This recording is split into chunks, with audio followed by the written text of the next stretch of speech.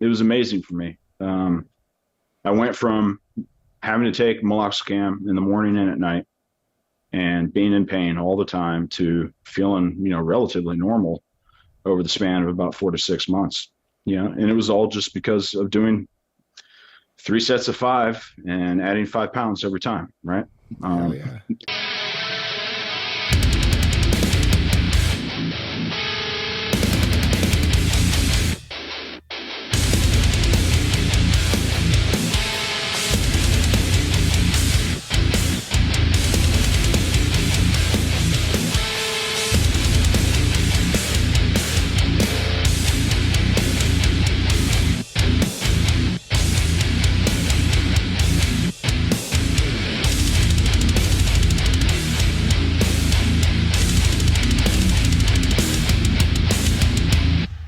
We're joined today by JD Thomason. JD is the owner of Starting Strength Colorado Springs. He is a senior military officer. He represents the fact that we are attracting high quality people that have done important stuff in their careers, whether it be in the private sector, in the military, what have you. So we're glad to have guys like JD on. Man, welcome. And I've got a bunch of stuff I want to ask you, but let's get straight to the fun stuff. So you just hit a squat PR. Tell us about that? well, I talked to Nick Delgadillo. He says it doesn't count because I didn't get it on video. But yeah, I got up to 5'10". I've been slowly matriculating up. So I got to 5 plates a couple weeks ago and just been adding 5 pounds every couple of weeks. So I go through my training plan. It's as simple as It's a that. lot of fun. Yeah, hell yeah. Yeah. 5'10" squat is beastly, man. Hopefully by the time this airs, you've hit 5'15", and you can send us a video so Bree can stitch it in for the viewers to watch and the listeners to imagine. I've got the 505 on there, but Bree would probably hit the red light because it's rumored I was about a half inch away from hitting parallel. So Yeah. we'll wait till we get a good one. Yeah, that's a good call. Otherwise, Rip will probably just shut down the whole franchise. So You might just fire me. did you know that when he and I were negotiating this thing in the early days, trying to figure out what's important, what does he want, what do I want to do, what are his goals, whatever, he was They've just, all got to squat to death. I mean, he was absolutely adamant about it. He was like getting animated, saying, "This can never happen." And for those listening, I've got the Ripito depth signal up on my right hand, which is you've squatted high, So he's and basically what that means is he's basically saying that the depth is the indicator. It's kind of like when you go to a restaurant or some kind of retail establishment, is the bathroom clean? It tells you a whole bunch of stuff about the rest of the operation. If people are squatting high in the gym, you know that the standards aren't correct. You know that the coaching level isn't where it needs to be. So I get what he's saying, and I love that he's that adamant about standards, because we are in the age of diminishing standards, and we are trying to be the antithesis to that. So I want to ask you, that's actually a pretty good segue into kind of why you joined us. But before I ask you that, I wanted to ask you about your job at the military. Can you break down what your role is and what you do? Yeah, so I'm a infantry lieutenant colonel. Joined the Army in 1998 to pay for college. Decided that this was a lot more fun than college. So joined ROTC, graduated, got commissioned, and been a lieutenant. And then first lieutenant and a captain, then a major, and now a lieutenant colonel. So it's been almost 25 years total that I've been doing that. And the number of jobs I've had, I mean, we could spend an hour. But I've led platoons. I had multiple company commands. I've been a battalion executive officer, battalion S3, and I've worked on the joint staff for the last few years. So can you tell us what that means? Time. What do you mean by on the joint staff? So the Pentagon has all the services in it. 5 services now, right? Or 6, excuse me. No, 5. Army, Navy, Air Force, Marines, Space Force, and then 6. I can't forget the Coast Guard. All right, so they're all out of the Pentagon, and each one of those services has a service chief. A 4-star or so that's in charge, or a 3-star, I think, for the Marines, that's in charge of running their service, right? And all of them work for the joint staff. So we say joint when we have multiple services working together in a military operation, right? So when you're running around and there's Marines landing on the beach, the Air Force is bombing stuff, the Army's jumping out of airplanes, inland, and the Navy's blowing stuff up in the ocean, that's a joint operation, right? So the joint staff is just the staff that oversees all the services in the Pentagon. Got it. Okay. So that means you, at your level, your job is strategy oriented to the extent that you are advising the decision makers that are doing cross-functional plans across the different branches of military. Is that right? Yeah, generally, but I don't advise anyone, especially this is my last week. The little section I'm in that I've been doing the last 2 years is about modernization and assessment. So joint assessment. So new technologies, new software, new doctrine, new toys that we're looking to develop in field. The unit I'm with goes out and assesses those to see if they meet the requirements for joint all-domain command and control and future warfare, right? Or if this toy is only going to be good for the Marines. So we're looking for technologies that will support all the forces because when at the small level you fight as a unit within your service, but when we get up to the big level operational strategic operations, we fight as a joint force, and most often as a combined force where we have the UK, NATO, other Canada, other countries involved in the operation as well. So that's combined operations. So that's the way we fight it in the big picture. So yeah, it's been really fun, and but yeah, my time's up. Well, so for us non-military people, give us a sense of where the lieutenant colonel stacks up in the hierarchy. Oh, mid-level management. Yeah. So lieutenant colonels in the Army has a challenge right now because an inordinate number, more than usual, I think lieutenant colonels are leaving the service as soon as they can. It used to be a lot of guys would stay in, for 27 years or so as a lieutenant colonel. But a lot of people who have the option to retire now are taking it.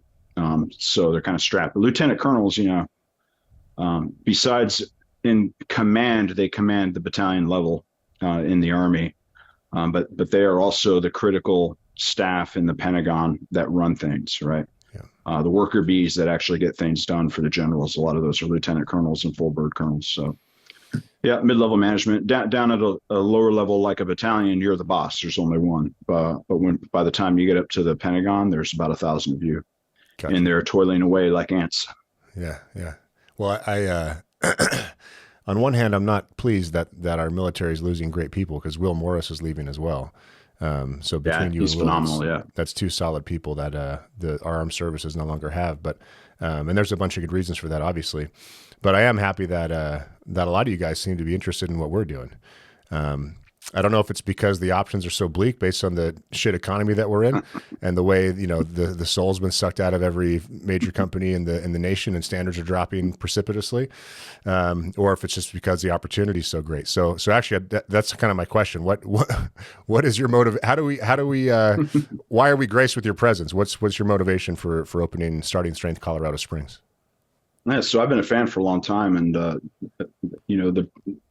the big thing for me was I have accrued several injuries over my military career. I've had some bad jumps out of airplanes. I fell off a roof chasing some guys in Afghanistan in night vision. That was not fun. And fell off a roof. Yeah. Can you pause there and tell us that story if you're allowed? It's not a big deal. So I commanded a kill capture targeting force in Afghanistan. And so we would get these time sensitive targets. And the way the operations run is I'm the commander, and I've got attack. I've got some Air Force guys and some EOD guys and stuff that kind of hang out with me. And when we secure an objective with the assault force, after the objective is secure and there's no combatants in there, or the combatants have been captured or eliminated, I get up on the roof of the building, and we're up there with I'm looking at what's going on all around me. My guys are focused inside the building, doing what we call sensitive site exploitation. I'm focused on the next objective, what's going on between me and the objective, what's going on in the buildings and the village around us. And so, but we had a guy who somehow that we had missed who ran, And so I was running across the rooftop and jumping these little 2-foot walls because it was a large complex. And unfortunately, because of my limited depth of perception with the night vision goggles, I didn't notice that after the next 2-foot wall, there was no roof anymore. Fuck. So I went right down, and I had time to turn because your nod's hitting your face. So I had time to lock down the safety on my rifle and turn my head to the side, and I went right down into a chicken coop. Oh shit! Yeah. So did you hurt yourself?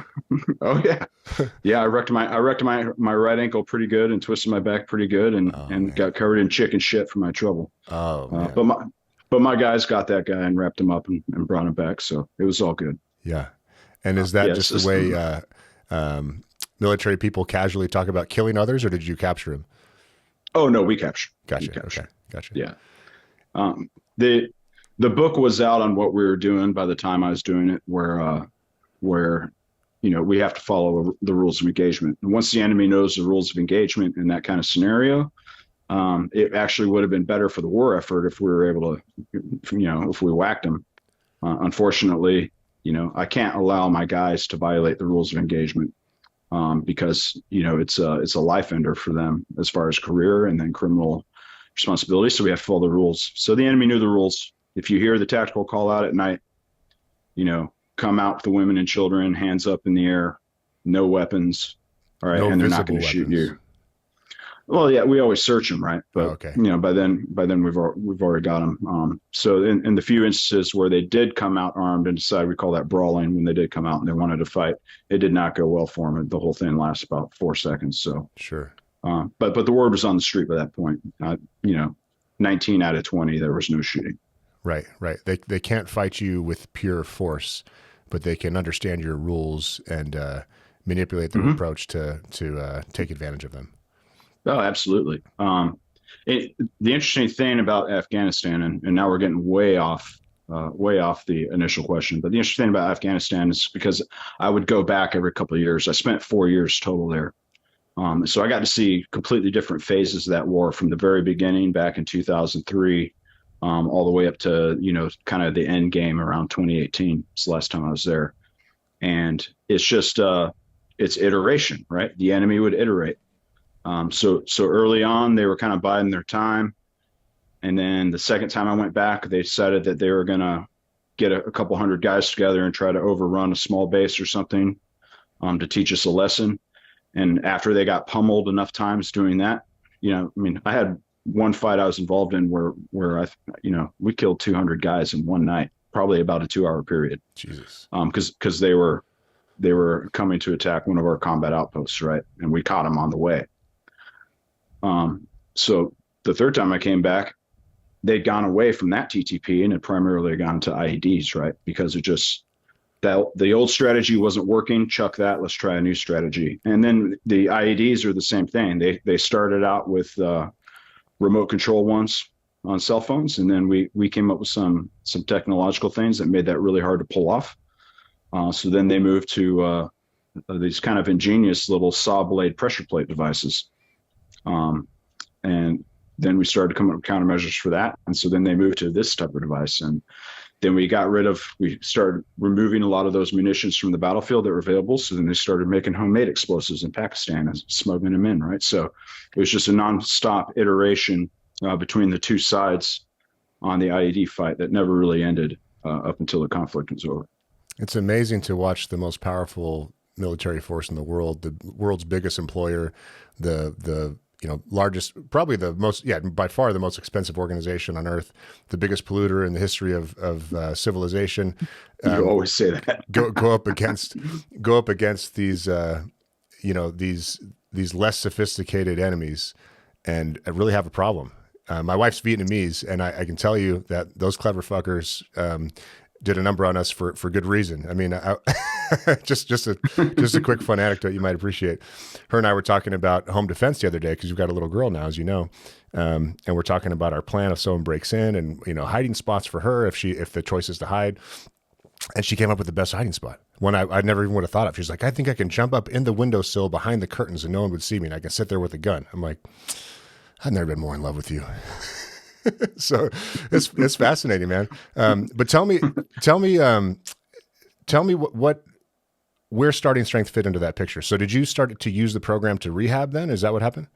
Yeah. So by the time I was a pretty senior major after my first S3XO job, I was in the SFAB, the Security Force Assistance Brigade, the first one that was supposed to go back and change the war in Afghanistan, Ray. And so, but I was starting to have a really hard time keeping up, taking a lot of meloxicam, prescription painkiller, just constant ankle and back pain, shoulder pain, and the running and rucking were what would just murder me. But I could run, and then my ankle would swell up, and my back would kill me, and I'd have to kind of take 2 days off from doing any kind of PT. So, I'd been a fan of the program for a long time. So I said, hey, when we get to Afghanistan and I'm locked down for 9 months, I'm going to start the program. I'm going to do the NLP, and we're going to see what happens. And it's crazy. Yeah, 3 or 4 months into it, the back pain just started melting away. And the ankle, the issue with the ankles, there's just no mobility because the joints wrecked. I don't have any dorsiflexion, so running exacerbates that. But I can squat.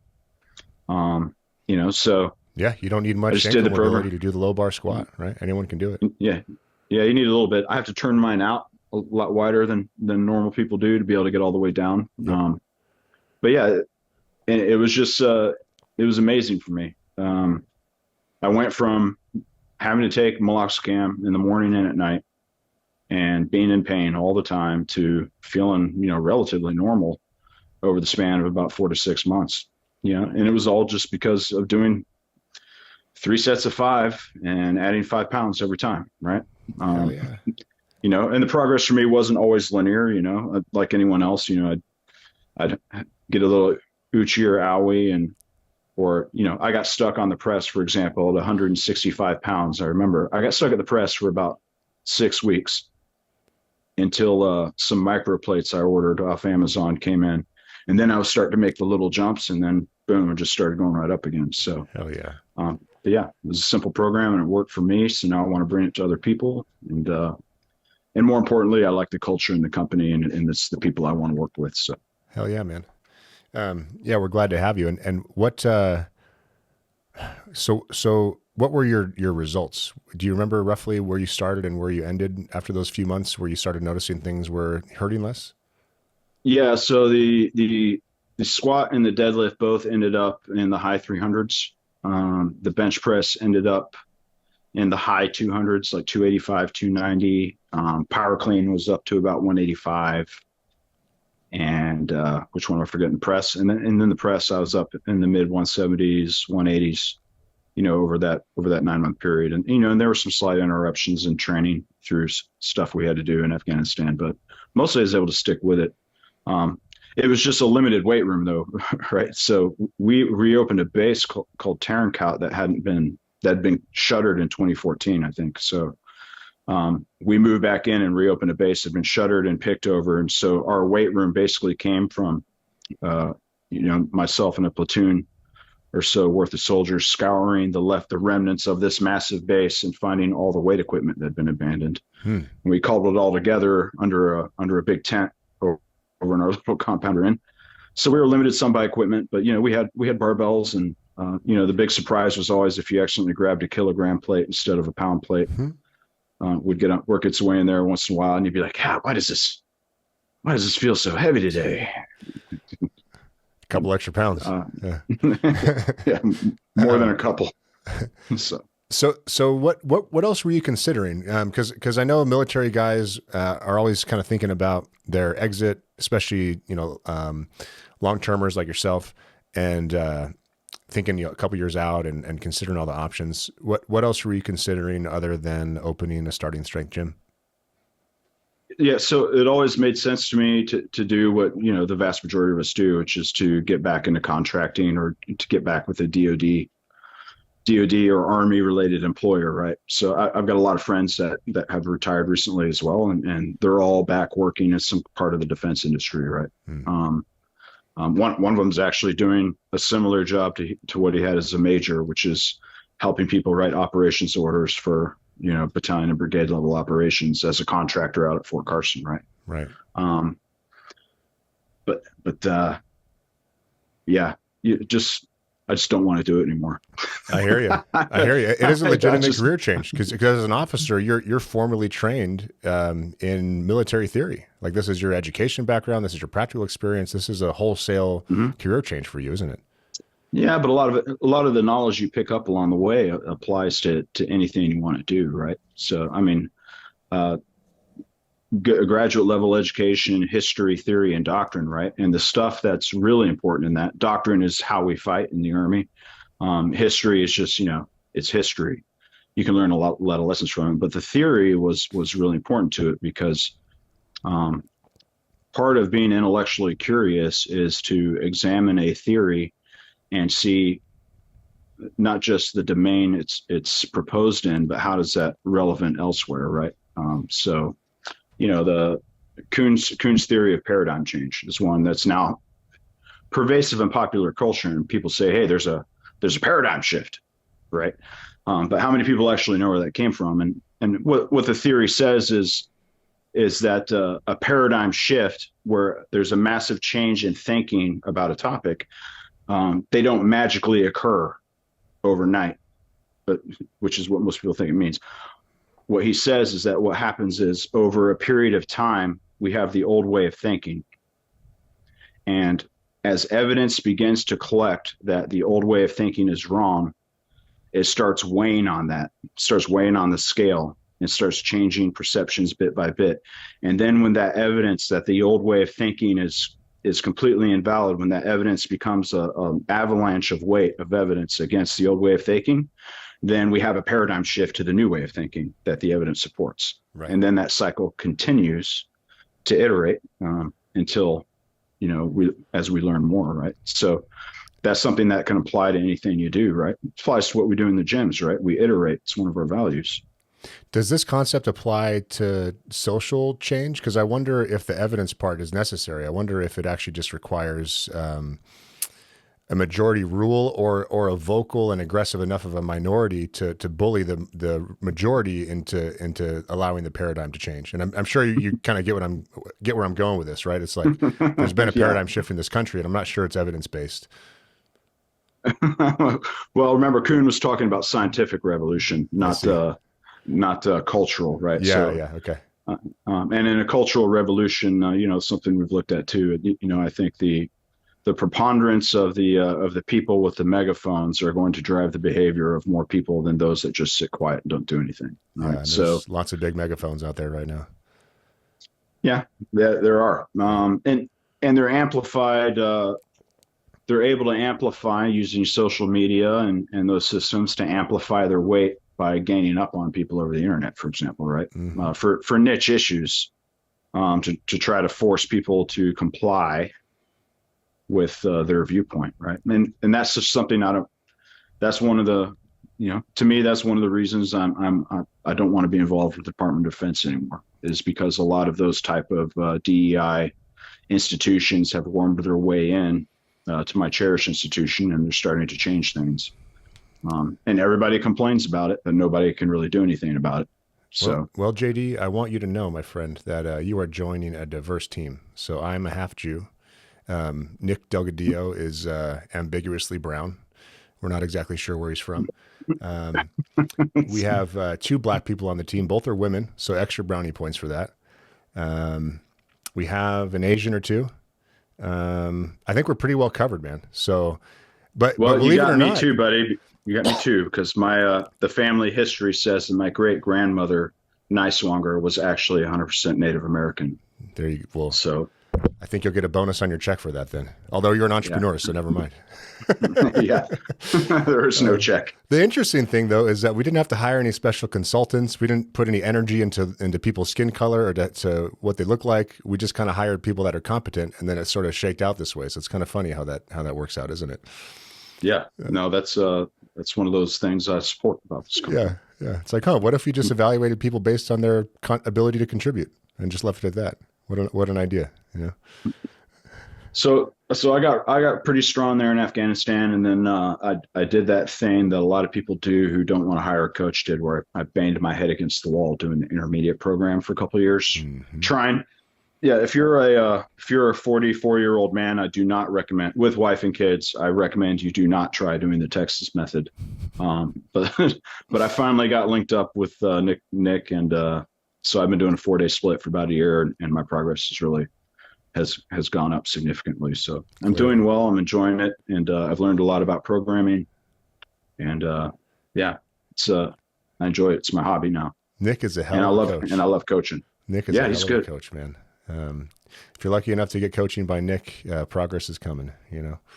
Well, so JD, can you contrast for me, or maybe draw some parallels between your role in the military, the skills that you needed for that role, how you approached the role, and with, I should say, the work you're doing now, because you've now dipped your toe in the private sector. You have signed a franchise agreement with us. You are searching for real estate. You are hiring coaches. You're going through our operations manual, and you and I talk all the time, and I really enjoy our conversations because leadership is leadership, organizational management is organizational management, execution is execution.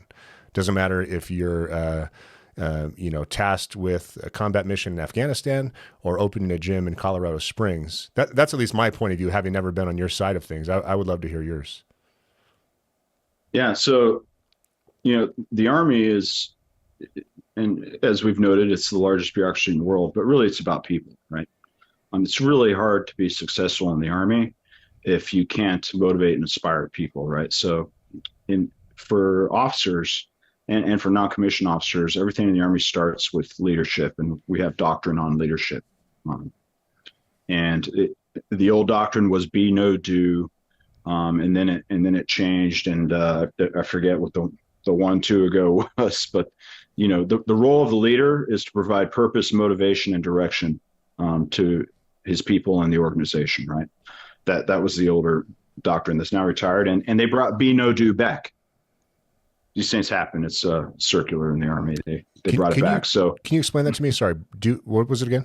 yeah, be, know, and do. Be So no when do. when we say be a leader, we say be the man or the woman, the officer with character and presence, right? So that's being the leader. When in charge, be in charge. Know is your intellect, your judgment, really what I would call core competencies. Your competency, right? Are you competent? Do you have good judgment? Are you smart? Can you critical think and reason things out, right? And then do is is execution, right? I lead people, I develop people, and we achieve, right? We get the job done. We achieve results, right? So when we say be, no, do, that's really the facets they're talking about. Got it. Okay. And that applies, just like you said, that applies to any position you have in the civilian world where you're in a leadership position. So that's the way I'll be operating my gym in Colorado Springs.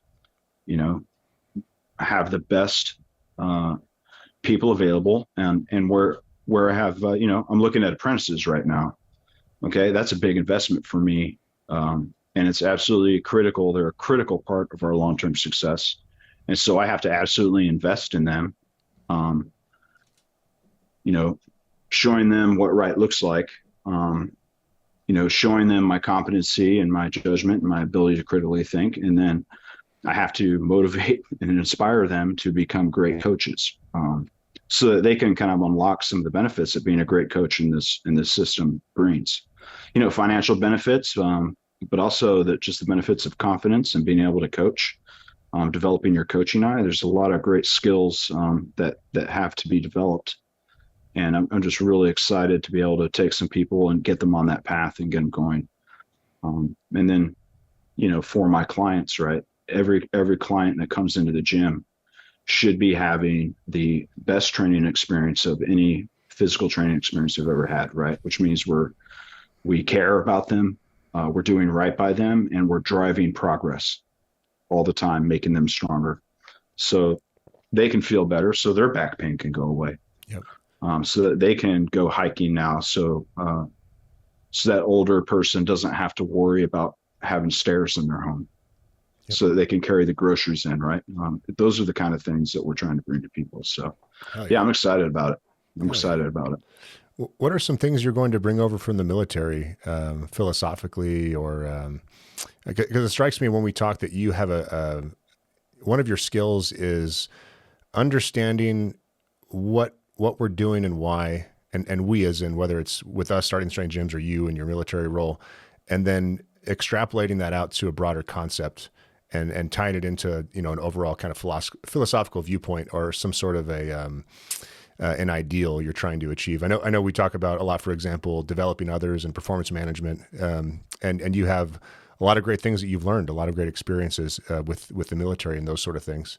It's a broad question, but are there any specific tools or skills that you plan on bringing from the military over to your role as the owner of Starting Strength Colorado Springs? Yeah, I'll bring the counseling lessons I learned along the way, right? So performance counseling, we're supposed to do in the Army. They're supposed to do it quarterly, or at a minimum once a year before you get your evaluation report or your non-commissioned evaluation report, right? So unfortunately, a lot of places it doesn't happen because the boss is too busy. They just give you a pat in the back and say, "Good job," all right, and then hey, sign here. But the best places I've been where the leaders are truly invested in your success, or in my success in this case. You know, the boss would spend, a couple hours thinking about all the things that knowledge they wanted to transfer to me, to help me become a better officer. And then he would put it down on paper and it would be like 5 pages long. And the first half page would be, "Hey, here's the great things we accomplished. Couldn't have done it without you." And the next 4.5 pages were, "Here's all the stuff you need to fix." Right. So it would wake you up because you read it and you're like, "Ah, you're right. I could have handled that better. I could have done this better. I probably should have double checked that." So it just starts with being honest, an honest relationship between you and the people that you work with. Right. Yeah. So I'm not going to tell you you're doing a great job if you're not doing a great job. Yeah. Good. It's simple things like that. But it's a lot easier to get by with doing, "Oh, hey, you're doing a great job," and then, passive aggressively work someone out. No, you sit down and you communicate and figure out how we're going to get better and improve this thing. So that's a skill I'll be bringing. I just like being around people, and I like being around motivated, driven people. I don't like energy vampires. I like people who bring energy and are motivated, high IQ, positive type individuals. And I think that's the kind of clientele we have in most of the gyms. So I'm really looking forward to making as many people strong as we can. It's the franchise owners and the members all share those traits, which it's a pleasure to be around this group for sure.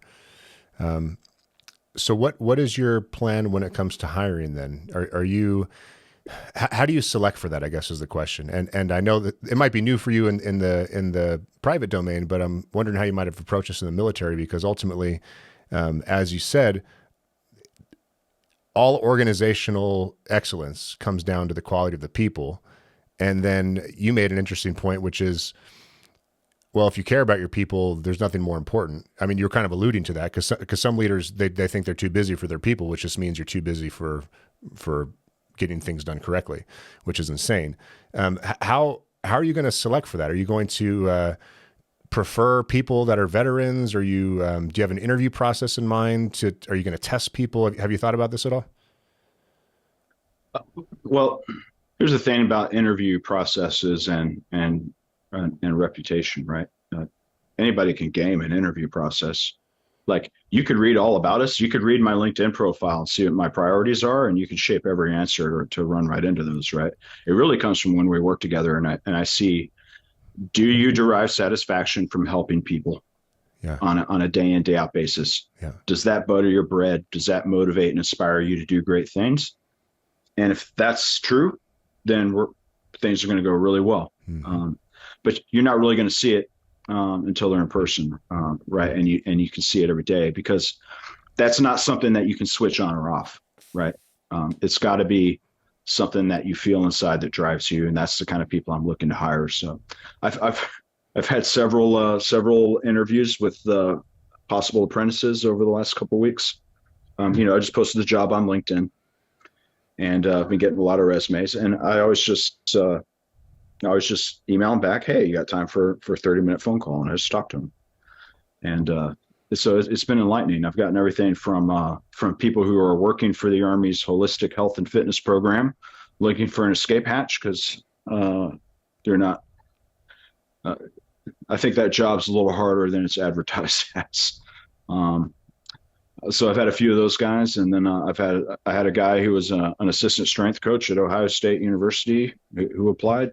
And then I've had some kids who are getting kinesiology or exercise science degrees in college, and they're seniors in college apply, right? But the first thing I always ask is like, what do you know about starting strength? Like, do you know who we are? And really, 3 out of 10 knew who we were and followed the program. So then I just asked them some principles based questions and see how much they know. Do you lift? Not really. I do this and I do that and I do CrossFit. So the ones that are the best are the personal trainers that have been personal training for a few years, because I tell them about the apprentice program and they're not thrilled that they would, because I got the pay advertised on there for what my head coach and what an SSC will make, right? That's the benefit of making it through the apprentice program, which is challenging. It's not easy. But I'm not going to pay you that when you walk in the door. You have to demonstrate your ability to coach and that desire to make people better that I'm talking about, right? You got to have those qualities to make it through. So yeah, those guys don't like hearing about going through an apprentice process, because I'm a CSCS. I'm kind of a big deal. Don't you know who I am? I've been. Oh, you mean that multiple choice test for the weekend seminar? Yeah. Okay. Yeah. I mean, the best one, and he was actually a very nice dude. But the guy remarked on working, at an elite college, with the football team. And I said, okay, well, those guys are pretty amazing athletes, right? Oh yeah, the best of the best. And so, okay. And those guys, they move really well. They're like fast, quick twitch, amazing. They learn things the first time really quick. Yeah. And like, they're pretty easy to train, aren't they? He said, yeah. And then he said, whoa. And I was like, no. So, but they are, right? I walked him right into it. I was like, anybody can train a guy who's got a 36-inch vertical jump and is trying to get in the NFL, right? Because that guy's going to be there. He's going to be there every day. He's going to put in extra work. He's got dietitians making sure he's eating right and stuff. Okay. And he's already strong as hell, by the way. And he's already strong as hell, right? Yeah. Those are the freaks that can be doing the one-legged Bosu ball with the dumbbell swinging around, and somehow it will make them stronger, whereas the rest of us will trip and fall on our face, right? Mm-hmm. So training those people is not anything like, how do you approach teaching a 71-year-old woman to deadlift when she can't even bend over to start? So where do we start? How do we get her stronger without hurting her? How do we incrementally improve that range of motion and that strength over time safely to get the desired effect, which is to make her stronger so she can function, right? Yep. That is a completely different process, and it requires a principles-based approach, and somebody who really knows what they're doing, with the mechanics and the physics behind the starting strength barbell model. So that's why there's an apprentice program, okay? Yep. Because you're not going to be coaching elite athletes. Now, maybe some will come in, sure, right? Maybe there's some high school kids that are phenomenal athletes, and they will derive outstanding benefits. But that's not who most of our clients are. Right. Most of our clients are normal people, mediocre athletes in high school like me. At best, yeah. Non-athletes like I was, Yeah. Well, let's actually pause there for a second. If someone is listening to this and they like your style and they think they could learn from you and they would benefit from being underneath your leadership, how should they contact you if they want to apply for one of your open positions? Yeah, so the easiest way is to find me on LinkedIn, JD Thomason, owner, Starting Strength, Colorado Springs. I've got the job up on there. The other way is to go to startingstrengthgyms.com and click on the coaching tab. And you can put your information in there, and Ina Koppel can contact you through that portal and kind of get you pointed in the right direction. So she found one really solid possible apprentice for me. I've talked to him on the phone, and he seems like a good kid. And now he's sending me videos over the last week of him squatting and deadlifting. So he's restarting the program, and we're getting going. So I like him. And then I have another one that I think might work out too. So I'm excited. I'm going to bring in the very best people because in the Army, people just show up, right? Very rarely do you get to reach out and pick who you're going to get, right? Now that's changed recently in a couple of years. There's a big market, but still much of the time you're going off a phone interview or something with choosing who you're going to bring in. And down in the enlisted world, I don't get to pick which private first class comes into my battalion. They just send me like 50 of them at once, right? But now that I'm, on my own 2 feet, I'm going to pick who I work with. Okay. And they're going to be people that I am happy to see and work with every day. People who make my day better, people who have the same priorities, people who have the same values are generally who I'm looking for. And I don't care, race, creed, origin, none of that. It's about our values, our shared values, and your commitment to helping people. If that's what drives you, then that's the person that I want to work with me, and we'll get you where you need to be if your values and your skill set is trainable. Yeah. So that actually leads me to the next thought, which is, I know you think big, and I know that your thinking has not stopped at, I'm going to open up a gym in Colorado Springs. I know that you've thought bigger than that, a longer term than that. Illuminate for the audience, and especially the coaches that are listening that might want to come work for you, where you want to go with all this. So fast forward and map out for us as far as you've thought this through. Like, what, in an ideal world, what does your life look like with your skill set plus the franchise, and how does that all pan out over the next few years? Well, 10 years from now, I have a private jet, and I'm the director of marketing for Starting Strength Gyms. Ray Gillenwater is my secretary. All right, I'm down. Less responsibility sounds good to me. Well, so it all starts with one location, right? So getting one location, getting the staff set, getting that gym cash flow positive, as we talk about, right? And from there, I'm putting some money aside to be able to immediately have the option to option a second gym, and maybe more, right? It depends on if I have some leads, some friends I'm working with that may want to jump into business with. But I think the next location I would probably be going to would be Kansas City if someone hasn't gotten it yet. I think Kansas City could support 2 gyms. Interested in Las Vegas, right? So, but you can't just open 5 gyms at once, right? Because we don't have the coaches, sure, and the management in place. So it has to be one. I have to get a pipeline going, bringing in people with those right values, that high IQ, hardworking, high value people that derive satisfaction from helping others, right? I bring them in, we put them in the pipeline, we get them coaching, we increase their pay. And then once we've got those SSCs on deck, now we can start thinking about how I'm going to staff the next gym. Gotcha. Because every gym's going to need a head coach. Every gym's going to need a second coach as an SSC, to help those people get stronger, right? So we get that pipeline going. And the great thing about Colorado Springs is, I don't know if we've done the announcement yet, but, we're going to be on SkillBridge as a preferred employer on SkillBridge and the Career Skills Program for the Army soon. So the ability for veterans to come in and apprentice at a gym for anywhere from 2 to 6 months on the military's dime,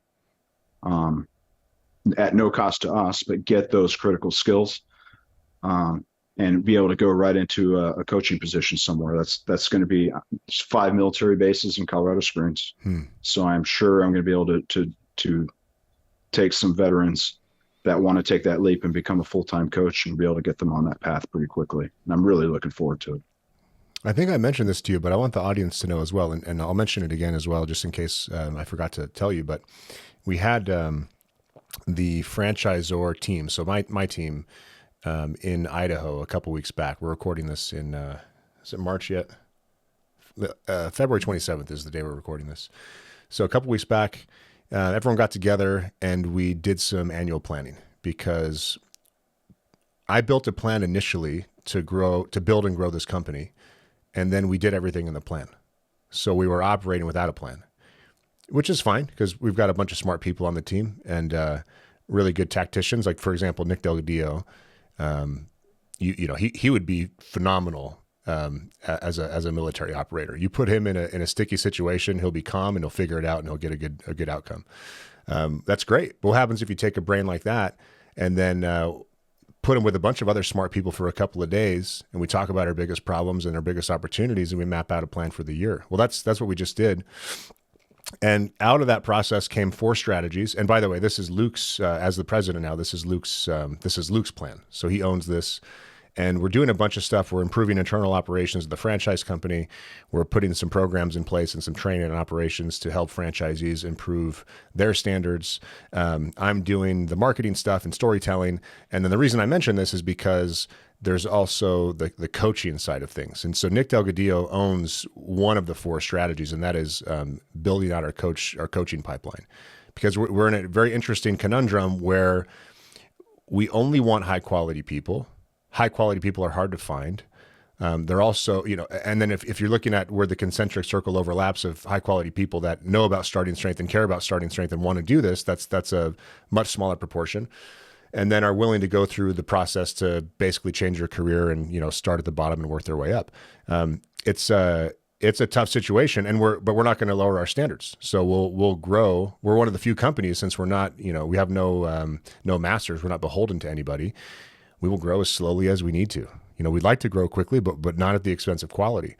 So Nick is all over this strategy, and we actually flew in Will Morris for the week for a couple of reasons. One, because we like him, and also because we want to welcome him into the team. He's fairly, I don't know if nervous is the right word, but whatever that feeling is of being in the military for as long as you guys have been and making the jump to civilian life, like it's fairly unnerving. So I wanted Will to know that, hey man, we're your group. We've got your back. You're one of us. Let's have a good time together. Let's think together. And the beautiful part about having him there is not only did he contribute to the planning process, but he also agreed to help us on a contract basis with the recruiting strategy to build coaches specific to the military. So I mention this because I think that's going to pay dividends. And I think if we can capture some kick-ass veterans that have unlimited potential, like Jacob Pierce in Tampa, and we've got a bunch of guys that fit the bill, that our future looks even brighter.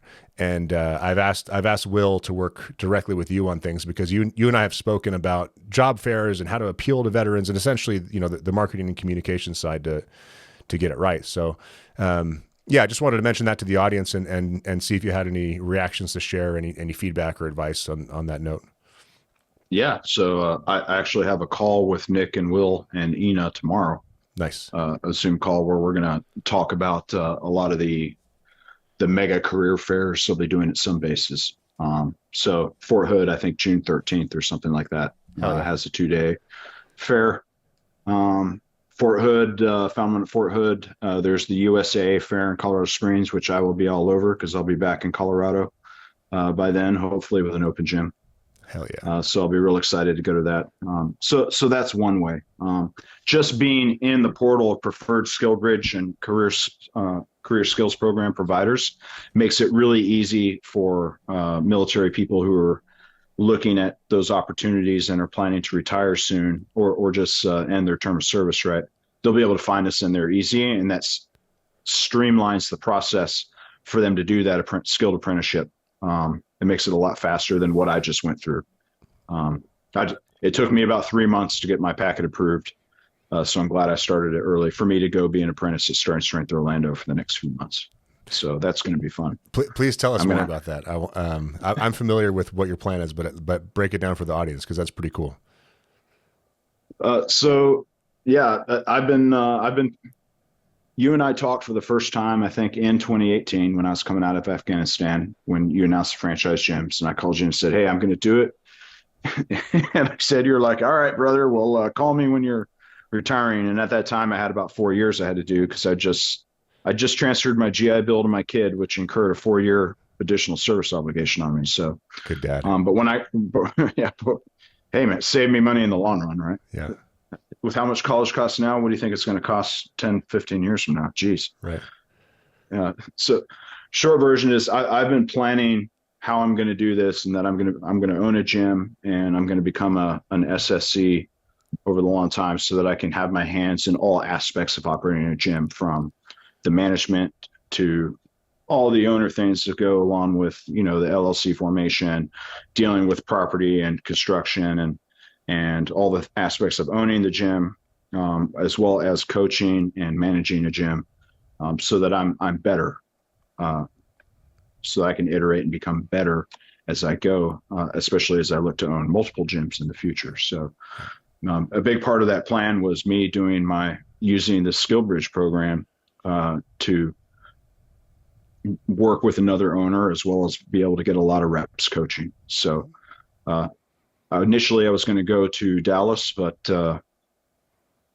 I can drive back and forth to Tampa, in one day. It's about a 6-hour, or Tampa and Orlando. It's about a 6-7 hour drive from here. So, so that's what I'm going to do. I'm going to go there for about 2 months. I'll be there 4 or 5 days a week coaching, learning from Pete Trupos, and I really thank him for being gracious enough to host me.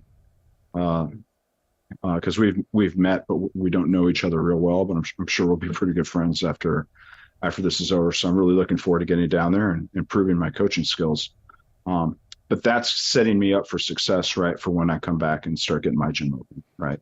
Yeah. I'm going to see how a well-run operation works and be able to apply that to make things easier for us in the Springs. I hope. So, I just planned it out, right? Sorry, keep going. No, but yeah, I just, retirement is a process, but when you're figuring out what you're going to do next, I just did not want to be in a place where I had to take a job because I needed the money. Yep.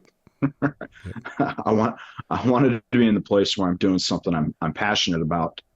And so I just laid out a plan, over a 1-year time period of how I was going to achieve that.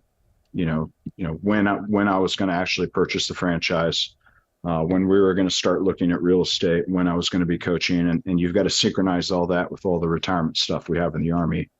Like I start with the VA next week, which I'm sure is going to be a lot of fun. Yeah, good luck, buddy. Yeah. Jesus. That's all right. I got the MRIs to back my claims. Yeah. So if you ever want an argument against government-run healthcare, just go to a VA. Jesus. Well, they're better than they were, but yeah, it's still not great. I hope that others follow your example on this, because, man, I don't know if this is the case in military land. I assume that it is, because I know that, Ben, my brother, was a contractor and, was immersed in this world for a while. In corporate land, the egos were too big.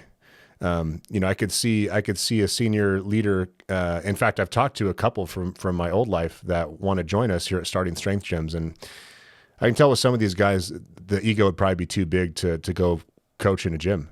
But if this is your business and this is your future livelihood, and you don't take the time to learn about the service that you're providing and how to actually provide it yourself, I just think it's a big miss. And not to say that every gym owner should be an SSC necessarily, but probably not a bad idea to work towards it eventually. If anything, just as a practical means, so that if you have some kind of a gap in your staff, you can fill it yourself. So the fact that you're going there to see how a gym operates is going to just give you tons of ideas in what you would do the same, what you do differently.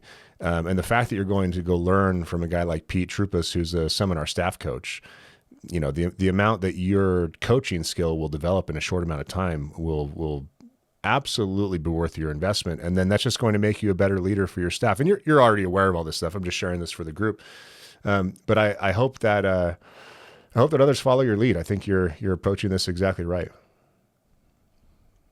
Well, I'm very fortunate that that program exists, because it didn't a few years ago. It's it's pretty contemporary. So yeah, it's awesome. It's gonna be tough on my family, but I'm in the Army, so they're used to me being gone for long stretches of time. But sure. And that'll be less than ever. I'm really looking forward to it in the civilian world. One thing I forgot to mention, I always want to thank people and give them credit where it's due. So I want to share our thanks with John Miller for putting together these veteran programs to help veterans come out and use their GI Bill benefits to work at starting strength gyms. And then what's really going to have an impact, like you mentioned, is the Skill Bridge program, so people can transition out of the military into a starting strength gym apprenticeship and get paid while they're getting their education.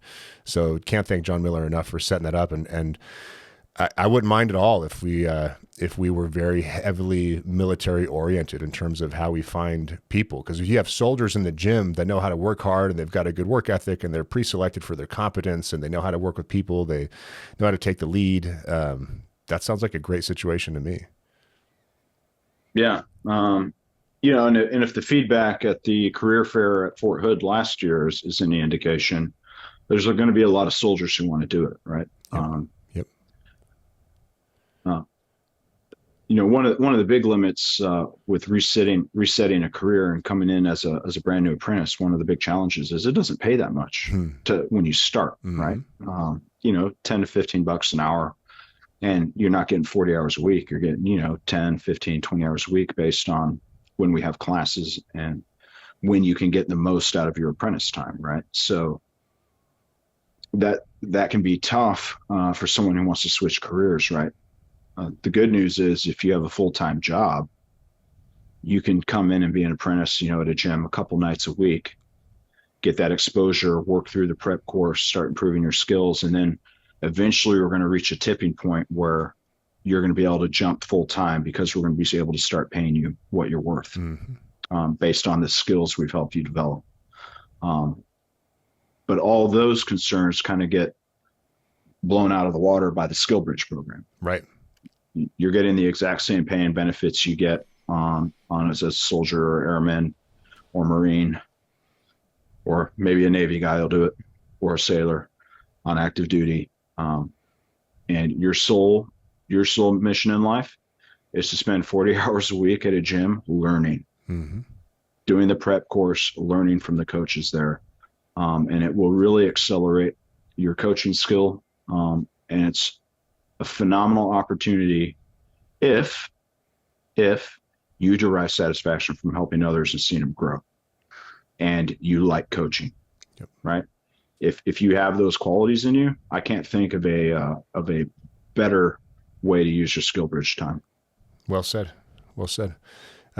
Looking forward to you being an ambassador of this program. So when is your last day? In the Army? Yeah. Officially? Uh-huh. So officially, my last day is 31 August. Are there 31 days in August?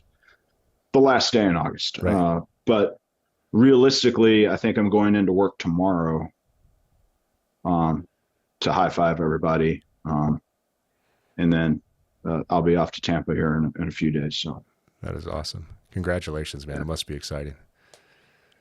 Yeah. It's been a long time coming. And I get the sense that you get as much satisfaction as I do out of having a long-term plan, putting in disciplined effort to achieve the plan, and watching the plan come to fruition, even if it takes years and years and years and years to get it done. Yeah. Now we're on to the next plan. So yeah. We're still executing the current plan, which is get Gym 1 open and crushing it and helping people. Yep. And then it's on to the branch plan, which is where's Gym 2 going to be? How quick can we get it open? So yeah, I'm excited about the opportunity. And I just like working with the people I'm working with, right? Every time I meet up with Nick or you or talk to any of you guys on the phone, man, I'm just having a good time. I love rapping with the other owners. There's some pretty cool cats on there. So yeah, I like the people I'm working with.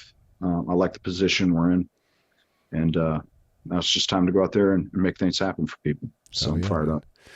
Yeah, I especially enjoy hanging with you, and you've got a couple of beers in you because your war stories are unlike any I've ever heard or even read about, for that matter. So with I've got a lot of funny war stories. Yeah, like man, falling off into a chicken coop and getting covered in chicken feces. I got lots of stories like that. I'm actually most interested in the strategy stuff, how people in leadership positions in the military think, and why things are done the way they're done. So actually, with that in mind, if you end up celebrating with a beer about your departure, give me a video call if you've got a minute, and I'll toast with you, man, and we'll talk shop for a little bit if you've got time for me. Yeah, more than happy to. I've got lots of marginally humorous war stories that don't involve killing anything. Good.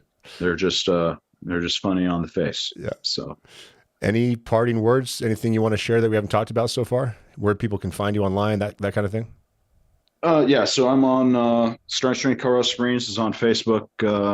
I am as well, really just to support that. Additionally, I'm on LinkedIn, JD Thomason, Strength Colorado Springs. We've got the website, which is a long one, which is coloradosprings.startingstrengthgyms.com. Yep. Did we also get Coast Springs? I think so. I know for sure we have coloradosprings.ssgyms.com to shorten it. Do we also have Coast Springs.ssgyms.com? I think we do. I don't know. Okay. I'd have to check. You have to let me know. But Bree, if we do have it, put it up on the screen to confirm that we do. Okay. Yeah. But that's up there right now. And then I'm on the Twitter and the Instagram, Starting Strength Colorado Springs. Hell yeah. And the Twitter is Spring Strength. Don't post much on Twitter. Mostly I follow Grant Brogy and his humorous tweets. So, fellow military guy. Well, JD, thanks for your time, man, and thank you for making the jump and betting on us. I know a guy like you has a lot of options in life. This certainly wasn't the most profitable, at least not in the short term. And I respect people that do things for reasons that are bigger than money.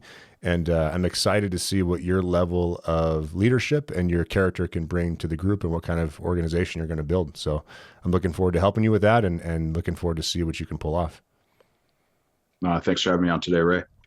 Looking forward to getting up in Colorado Springs, and we're gonna coach people. We're gonna get them strong. It's gonna be great. Hell yeah, man. All right, JD. Thank you, brother. Talk soon. Take care. Yep.